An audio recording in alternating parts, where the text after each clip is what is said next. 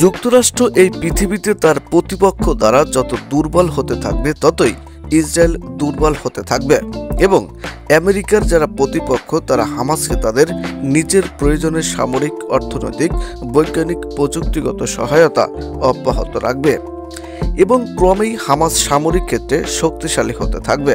হামাসকে যে কোনো মূল্যেই জয়লাভ করতে হবে, আর নচেত মরতে হবে ইসরায়েল নামক দখলদার রাষ্ট্রের কাছে। সুতরাং রাফায় যে যুদ্ধ শুরু হয়েছে, এই যুদ্ধে হামাস সফলতা পেলে ফিলিস্তিনি রাষ্ট্র গঠন অনেক গতিশীল হবে।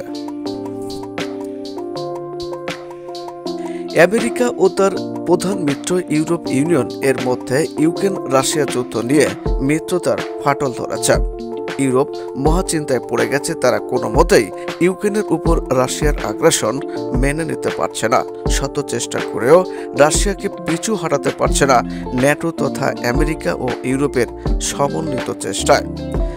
এই মুহূর্তে ইসরায়েলকে নিয়ে আমেরিকা মহাচিন্তায় রয়েছে, কারণ মধ্যপ্রাচ্যে আমেরিকার অনেক সামরিক ঘাঁটি ও অর্থনৈতিক স্বার্থ রয়েছে, আর এই ঘাঁটিগুলা দেখভাল করার দায়িত্বে রয়েছে আমেরিকার প্রক্সি বাহিনী, প্রক্সি রাষ্ট্র ইসরায়েল।